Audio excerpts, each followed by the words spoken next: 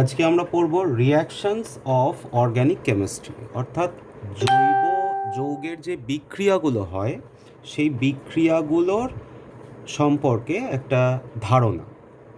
সাধারণত যে কোনো জৈব বিক্রিয়া ওই খানিকটা ইনঅর্গ্যানিক রিঅ্যাকশান বা অজৈব বিক্রিয়ার মতোই আমরা লিখতে পারি। সেটা হচ্ছে এ প্লাস বি থেকে C, C plus D plus E. আমি মেন প্রোডাক্টটাকে লিখেছি জানো, যেটা আলটিমেট তৈরি হয়েছে, আর বাকিগুলো তো সাধারণত আমরা বলি যে বাই প্রোডাক্ট হিসেবে। তা জৈব যৌগের ক্ষেত্রে ব্যালেন্স দ্য ইকুয়েশান, যেটা আমরা ইনঅর্গ্যানিকে এত কাল ধরে আমরা শিখে এসেছি যে সমতা বিধান করে ইকুয়েশান লিখতে হয়, সেটা জৈব যৌগের বিক্রিয়ার ক্ষেত্রে অতটা দরকার পড়ে না। এখানে যেটা পড়ে যে মেন প্রোডাক্ট কি তৈরি হচ্ছে রিঅ্যাক্ট্যান্ট মলিকুল থেকে, সেইটাই ইম্পর্টেন্ট। বাই প্রোডাক্টগুলো অতটা আমাদের কাছে ইম্পর্টেন্ট নয়। সেই কারণে আমি লিখেছি যে এ প্লাস বি থেকে সি তৈরি হয়েছে, এবং আমরা সেগুলোকে সাধারণত বলি কিভাবে, যে এটা হচ্ছে যেন সাবস্ট্রেট একটা, তার সঙ্গে একটা রিয়েজেন্ট বিক্রিয়া করছে বা বিকারক যেটাকে আমরা বলি, সাবস্ট্রেটের সাথে বিকারকের বিক্রিয়ায় বিক্রিয়াজাত পদার্থ তৈরি হচ্ছে। তা এই যে রিয়েজেন্ট, জৈব যৌগের যেটাকে রিয়েজেন্ট বলি, সেই রিয়েজেন্ট সাধারণত দু ধরনের হয়। তাই রিয়েজেন্টকে দুটো ভাগে আমি ভাগ করেছি। একটাকে বলা হচ্ছে ইলেকট্রোফিলিক রিয়েজেন্ট, যেটাকে ই প্লাস সাইন দিয়ে লিখেছি, ওপরে প্লাস সাইন ইর সুপারস্ক্রিপ্টে।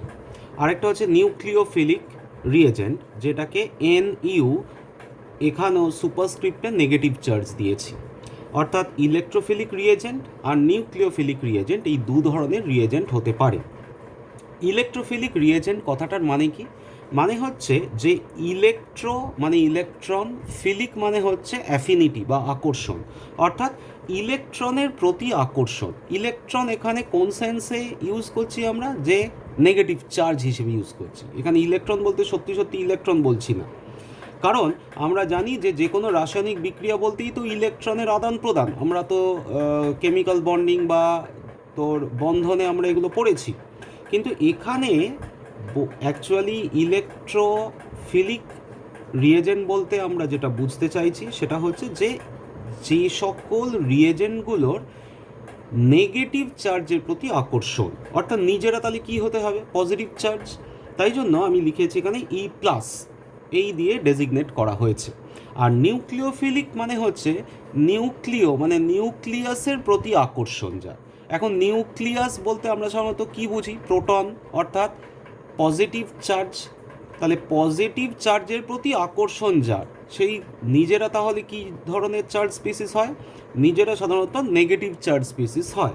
তাই আমি লিখেছি NU মাইনাস। তা এখানে লিখেছি the species which have affinity towards electrons, affinity towards electrons বা নেগেটিভ চার্জ। অর্থাৎ অ্যাফিনিটি বলতে আকর্ষণ, তাহলে যে সকল বিকারকের নেগেটিভ চার্জের প্রতি আকর্ষণ সেইগুলোকে আমরা সাধারণত ইলেকট্রোফিলিক রিয়েজেন্ট বলি।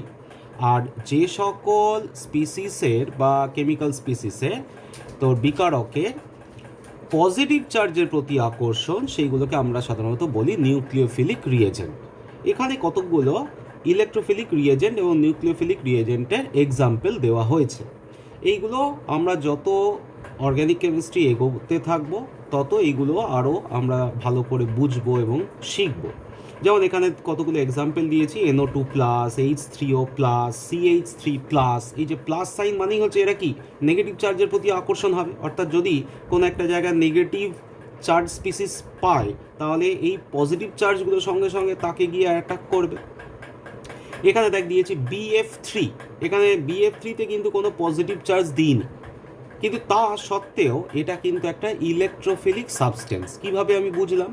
তার কারণ হচ্ছে যে শুধুমাত্র যে ইলেকট্রোফিলিক সাবস্টেন্স মানে যে পজিটিভ চার্জ থাকতেই হবে, আর পজিটিভ চার্জ না থাকা মানে সেটাকে আমি বুঝতে পারবো না যে সে আইদার ইলেকট্রোফিলিক ও নিউক্লিওফিলিক কিনা। সেটার জন্য একটা পরিষ্কার ধারণা চাই।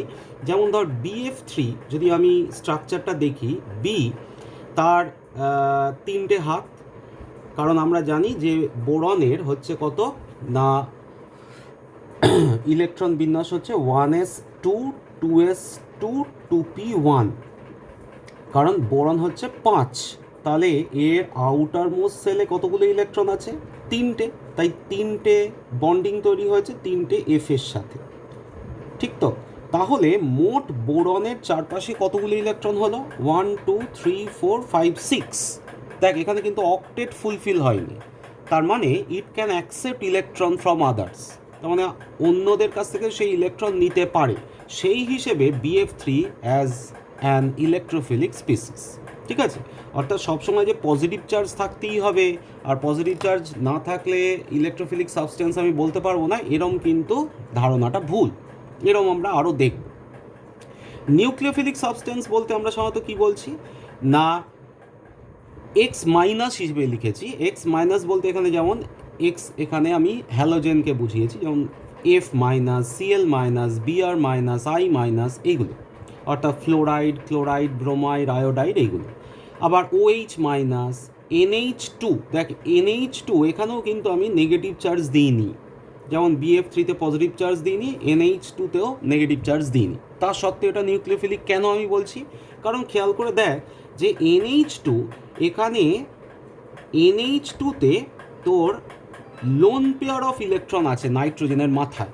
আমরা NH3-তে দেখেছি লোন পেয়ার অফ ইলেকট্রন আছে তো, কারণ অ্যামোনিয়াতে লোন পেয়ার অফ ইলেকট্রন বলতে বোঝায় নিঃসঙ্গ ইলেকট্রন জোড়। তাহলে নিঃসঙ্গ ইলেকট্রন জোড় থাকা মানেই এই স্পিসিসটা সহজেই কাউকে ইলেকট্রন পেয়ার ডোনেট করতে পারে।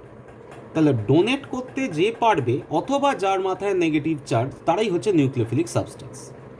সিমিলারলি যাদের মাথায় পজিটিভ চার্জ থাকবে অথবা যাদের মধ্যে ভ্যাকেন্ট অরবাইটাল থাকবে, অর্থাৎ অক্টেট কমপ্লিট হবে না, বা ইট ক্যান অ্যাকসেপ্ট ইলেকট্রন, যাদের ভ্যাকেন্ট ডি অরবাইটাল থাকবে, ফাঁকা ডি কক্ষক রয়েছে, ডি কক্ষকে তো অনেকগুলো ইলেকট্রন সে অ্যাকসেপ্ট করতে পারে, ফাঁকা ডি কক্ষক থাকবে, তারা কিন্তু acts as an electrophilic substance. তার মানে শুধু পজিটিভ চার্জ এবং নেগেটিভ চার্জ দিয়ে যে আমি তাদের মধ্যে ক্যাটাগরিক্যালি ভাগ করতে পারবো ইলেকট্রোফিলিক স্পিসিস এবং নিউক্লিওফিলিক স্পিসিস, এই হিসেবে নয়।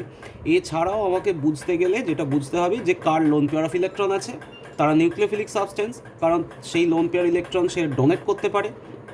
আর কার ক্ষেত্রে তোর ভ্যাকেন্ট অরবাইটাল আছে অথবা তোর অক্টেট কমপ্লিট নয়, অর্থাৎ সেই ইলেকট্রন পেয়ার অ্যাকসেপ্ট করলে অক্টেট ফুলফিল হতে পারে, এরকম স্পিসিসগুলোকেও আমরা ইলেকট্রোফিলিক সাবস্টেন্স বা রিয়েজেন্টের ক্যাটাগরিতে আমরা ফেলতে পারি।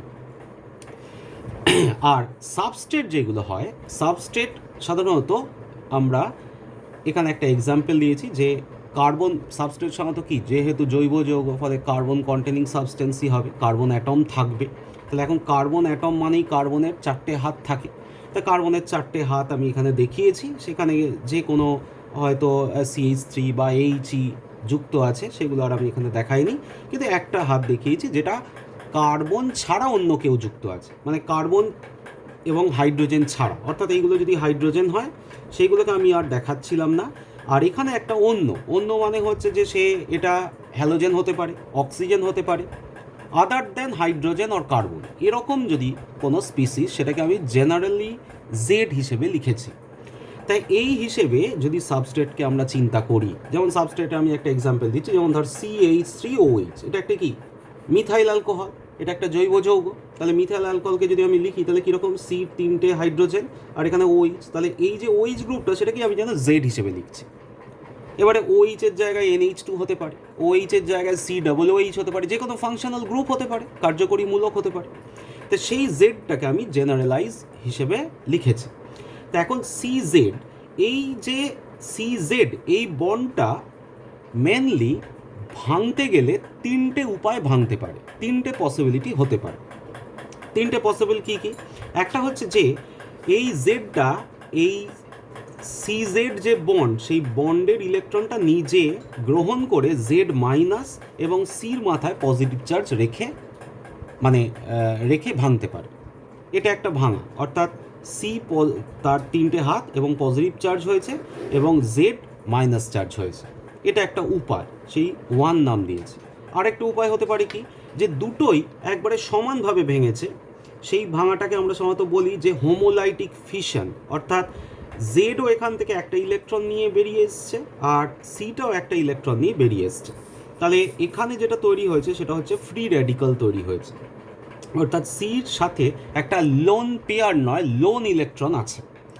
আরেকটা কীভাবে ভাঙতে পারে, যে জেডটা যদি ইলেকট্রোনেগেটিভ স্পিসিস না হতো, তড়িৎ ঋণাত্মক না হয়, তাহলে সে ইলেকট্রন পেয়ার অ্যাকসেপ্ট করবে না, তাহলে সে বরঞ্চ ইলেকট্রন পেয়ার কার্বনের দিকে দিতে চাইবে, দিয়ে জেড প্লাস হিসেবে বেরিয়ে আসবে, আর সির মাথায় নেগেটিভ চার্জ রেখে যাবে।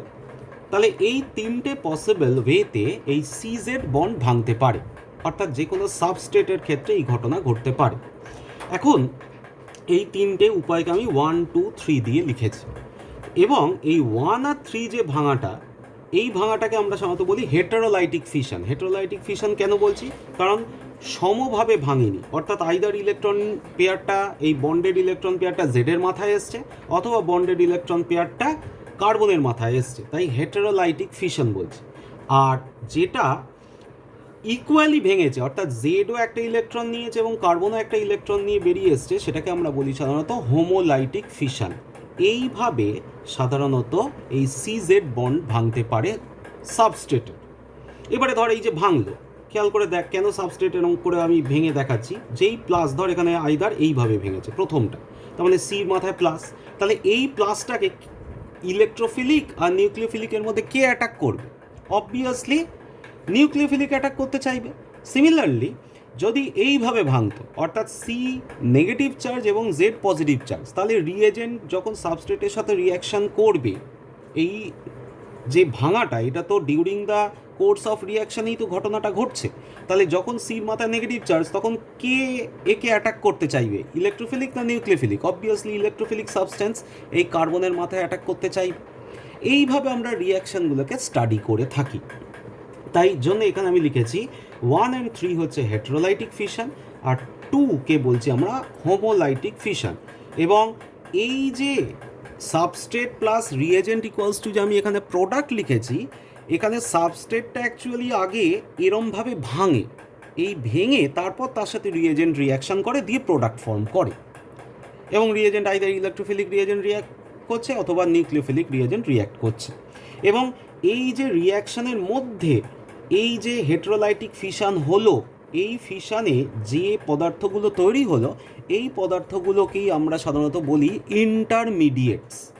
কাদেরকে বলছি না, এই যে কার্বনের মাথায় পজিটিভ, কার্বনের মাথায় ডট অথবা কার্বনের মাথায় নেগেটিভ চার্জ, এইগুলোকে আমরা বলি সাধারণত ইন্টারমিডিয়েট অফ দ্য রিয়াকশান, বা অন্তর্বর্তী যৌগ, জৈব যৌগের অন্তর্বর্তী যৌগ, এগুলোকে আমরা বলতে পারি।